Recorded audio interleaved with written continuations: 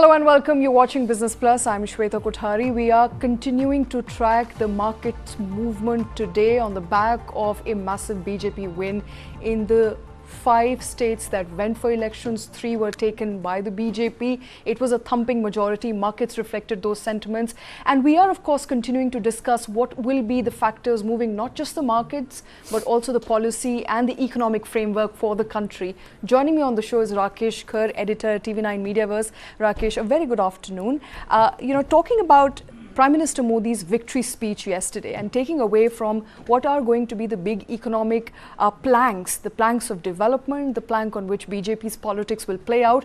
One of the themes that stood out, I think, for everybody was his pitch for the youth, the women and the poor. Hi Shweta, the speech at yesterday's rally at the BJP headquarters, to my mind, was unprecedented in many ways. Was that for the first time I felt that the Prime Minister spoke so much on the economy. I think he rolled out the pitch to global investors and at the same time, talked about the India, self-reliance story. On a day when, the party had made that handsome gains in the Hindi heartland, he chose the opportunity, the BJP headquarters, to send out a message to investors across, domestically and externally in the international market, to position India as the big story that he's been talking about. So to say, reaffirming his faith in that big story that's called India. Going forward, Shweta, I think the whole impact and focus of his government is going to be, I think the first call is interim budget. So my sense is that it's no longer going to be an interim budget. It's going to be a full-fledged budget with the nomenclature of an interim budget. He has the leg room at the center in terms of the physical window to exercise his agenda of welfareism and take it to the next big level. I'm sticking my neck out, Shweta. I guess, all the existing schemes, like he has already announced an extension of 5 years as though, predicting the hat trick that he's talking about for the food grain scheme. I think he's going to lay greater emphasis on maybe increase the quantum of money for the farmers scheme. Bring in a fresh window for the women as one big constituency that he called as according to Nari Shakti, and also the 4 castes that he identified as part of his overall campaign for his government. And third and foremost, I think he is going to also bring about some relief for the middle class. We've been repeatedly talking about, Shweta, how the middle class is feeling a bit of a is adrift in the sense that while this government has done a lot at the bottom of the pyramid, this government claims that there are about 13 crore people who have been elevated from the poverty levels. And this government again has the unique opportunity of doing so much at the bottom of the pyramid and also cutting corporate taxes. So that leaves this middle class in between, which actually is accused of being indifferent when it comes to the polling day. They just go on a holiday. So maybe he is grudging that, and now is the occasion, like 2018, if you remember, Shweta, that budget did hold out some promise for the middle class.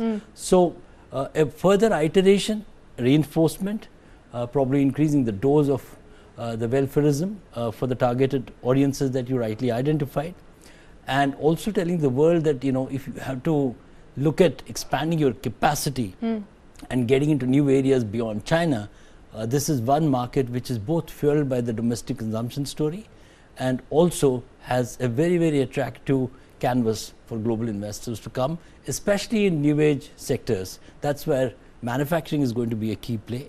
We have a mixed bag for the Atmanirbhar Bharat story, the PLI story.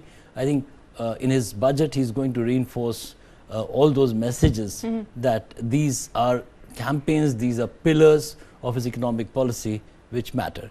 I'm as of now resting my case only until the elections and the verdict is out. Post the verdict, we'll see, how I have some agendas for him. If I hope in the nation, in the interest of the country, he does accede to those agendas and makes them happen for the larger India growth story. All right, so that is a comprehensive, perhaps, sum up of Prime Minister Modi's speech. Let's quickly listen into the Prime Minister before I go back to Rakesh and hopefully grill him on some of these factors. Bharat के share market पर भरोसा चरम पर है। आज भारत के निर्यात के नए रिकॉर्ड बन रहे हैं, यूपीआई ट्रांजैक्शन के नए रिकॉर्ड बन रहे हैं, त्योहारों में खरीद के नए रिकॉर्ड बन रहे हैं, गाड़ियों की सेल के नए रिकॉर्ड बन रहे हैं। आज भारत में सीमेंट प्रोडक्शन बढ़ रहा है, कोयला प्रोडक्शन बढ़ा है, आज भारत में स्टील उत्पादन बढ़ा है, बिजली उत्पादन बढ़ा है। दुनिया भर की कंपनियां भारत में मैन्युफैक्चरिंग के लिए आतुर है। हवाई यात्रा करने वालों की संख्या उच्चतम स्तर पर है। होम लोन में भी, उस सेक्टर में भी बहुत अधिक वृद्धि देखी जा रही है। साथियों, आज भारत का फिजिकल इंफ्रास्ट्रक्चर पूरी तरह से ट्रांसफॉर्म हो रहा है। All right, Rakesh, let's first quickly talk about the big elephant in the room, and that is with respect to the GDP figures for Q2. Now, there have been various analysis on how this number was unexpected at 7.6%. Even the government figures were beaten down by what the NSO came out with. But if you look at the reasoning behind this rather lucrative GDP figure, it comes on the back of a base effect, where manufacturing was in negative of 4% in the last year of second quarter versus manufacturing at over 10% this year. And various other factors, of course, but largely attributed to a base effect, which essentially means that there is not much consumption happening. There is not much, at least private capex, that you can see just as yet. So private spending not taking off, whether we like it or not. Absolutely, it's a huge challenge, Shweta. I think you rightly identified. I, for one, have been constantly saying that this particular government, despite a very heavy mandate and also despite the corporate tax, has not been able to get that corporate sector to really fire from all the cylinders. I do remember private sector having its own set of problems, saying that gestation period for big ticket investment is about a year or so. Now we are almost fourth year through in this particular government, and we have also overcome the COVID challenge.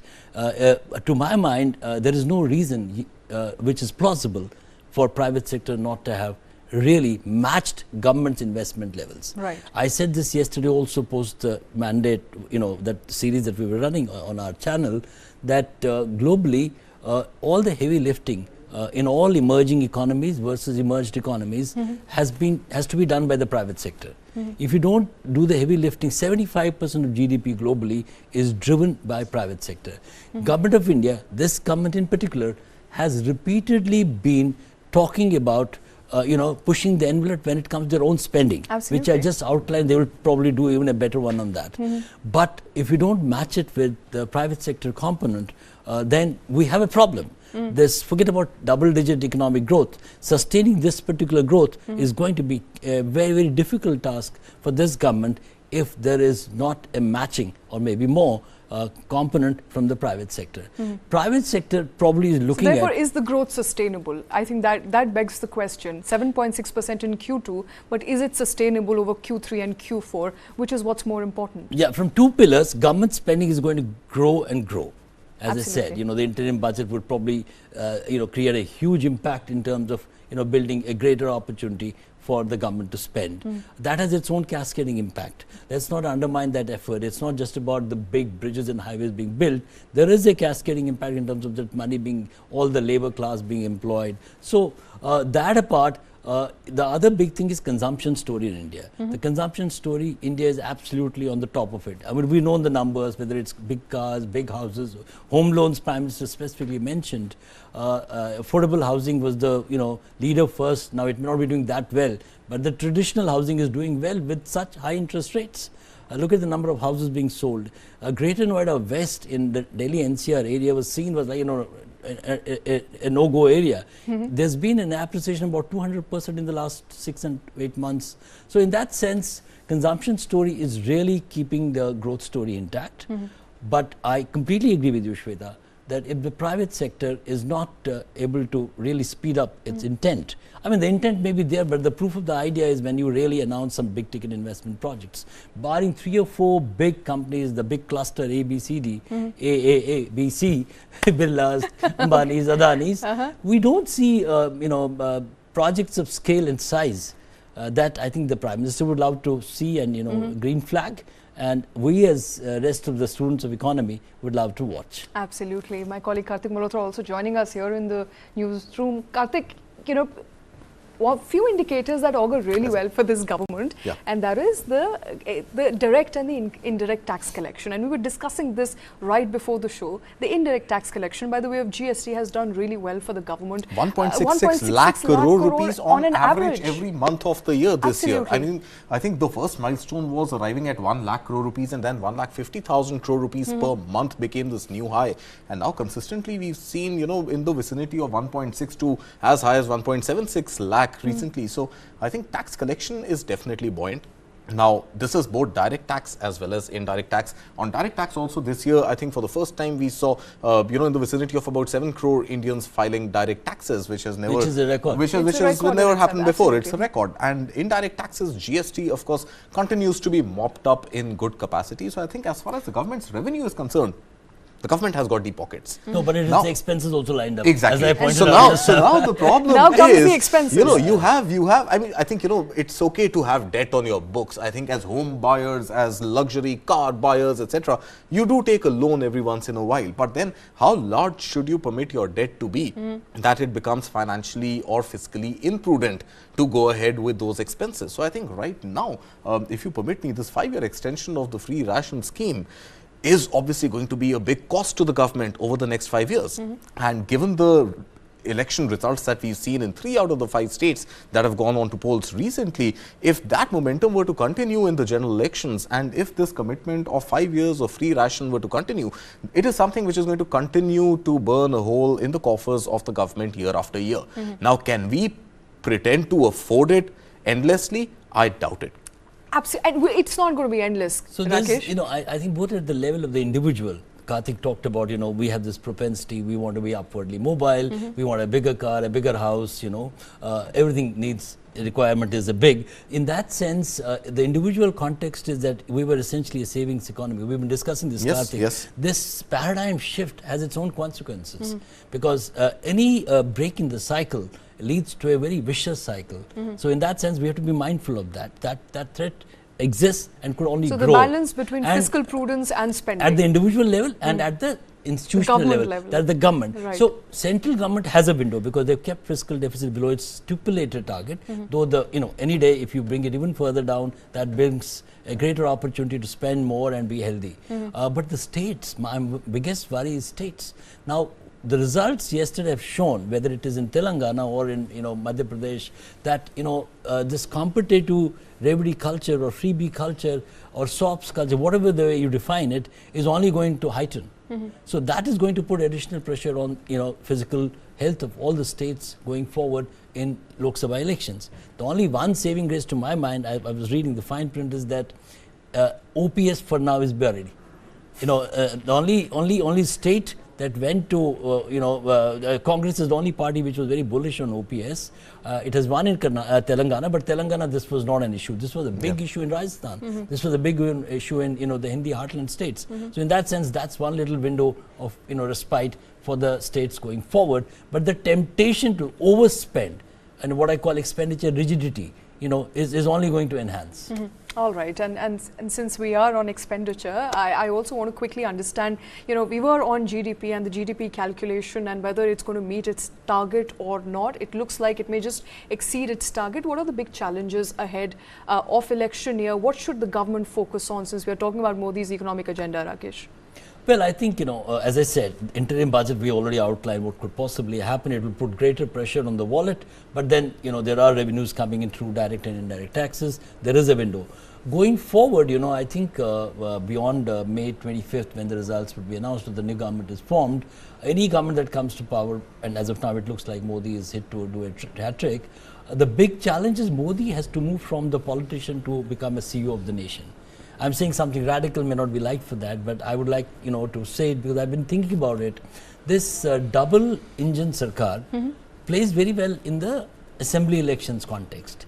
That, you know, you are a state, BJP is ruling that state, and then, you know, I'm in the center. Center ruling and state ruling having the same party goes against the grain of the larger federal India growth story.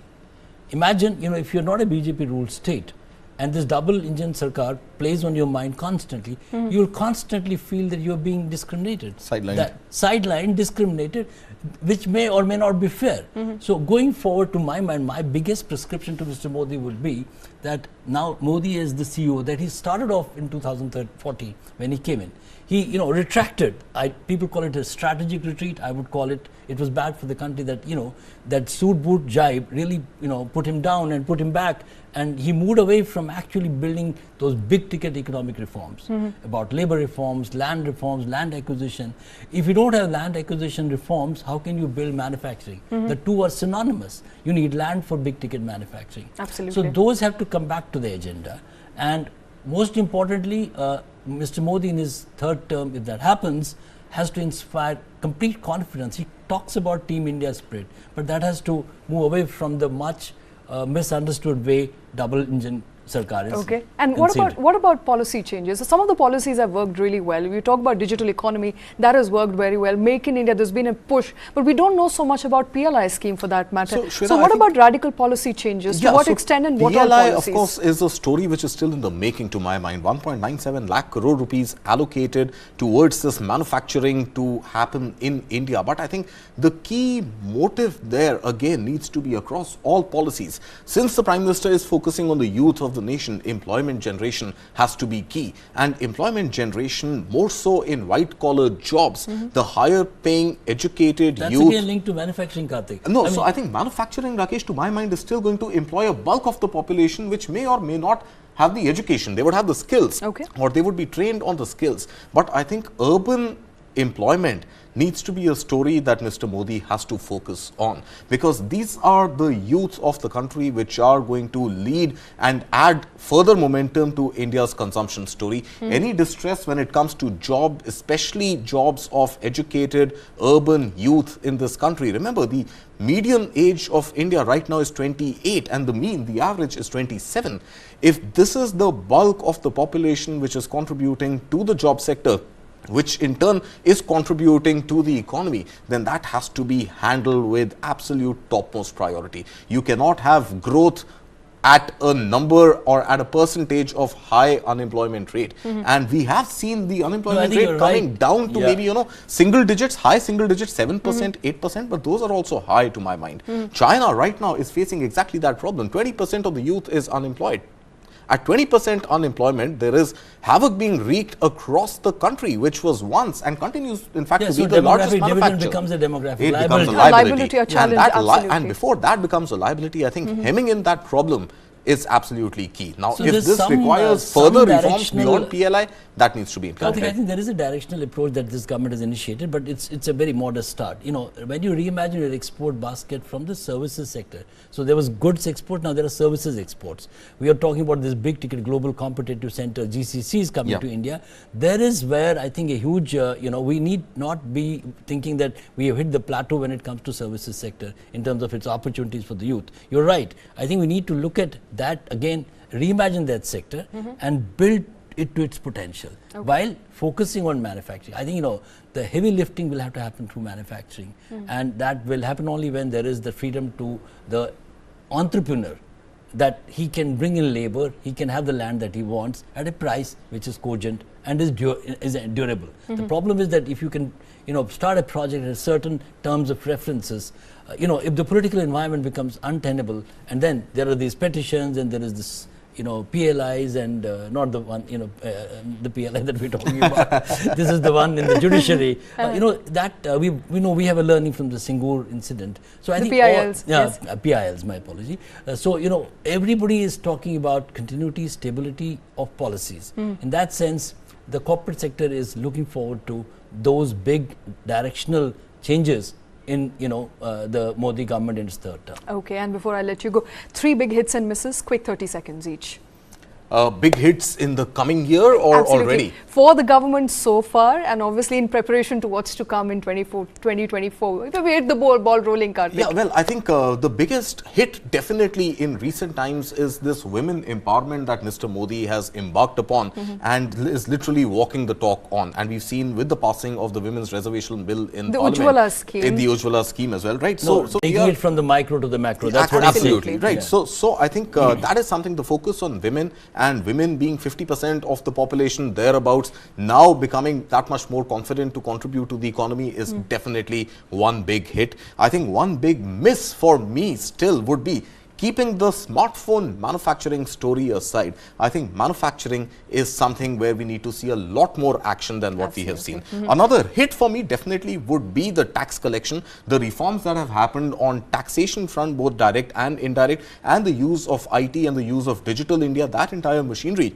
to be able to ensure that there is enough compliance on payment of taxes. That is definitely a big hit for me. Big miss for me in the same light again would be the government continuing to be the heavy lifter, continuing to do the heavy lifting of pumping in a lot of money on infrastructure. While I agree with Rakesh that it has a huge multiplier effect, but beyond a point, I think the government has to stop spending and has to ensure that there is enough private sector participation, private tolls, etc., which we saw emerge, in early 2000s. And now again, the government taking on that responsibility completely. I think getting the private sector in, getting the private sector to do or share the heavy lifting for economic growth is a miss, at least in recent times. And that is something that Mr. Modi must restart. Rakesh.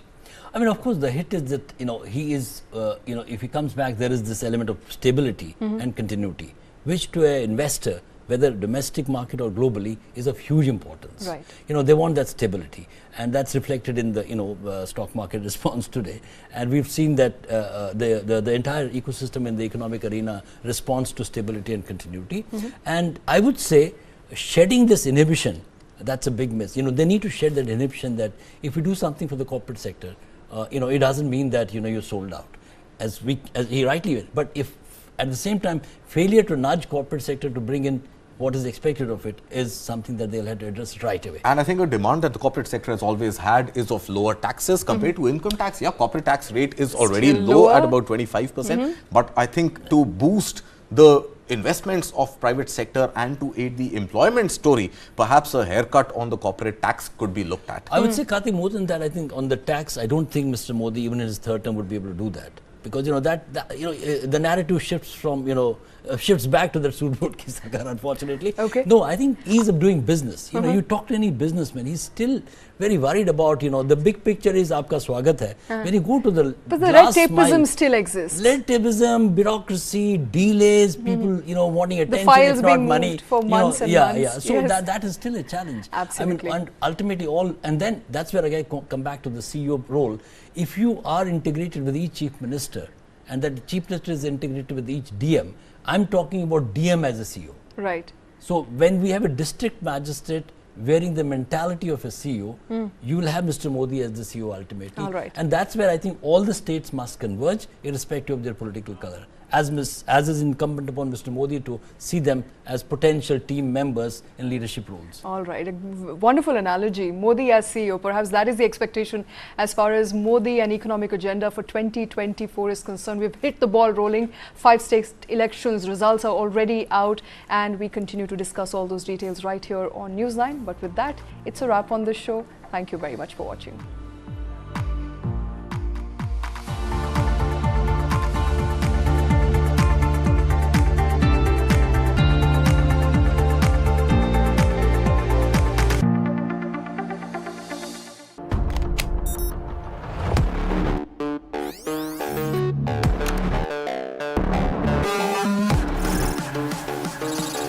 ChatGPT.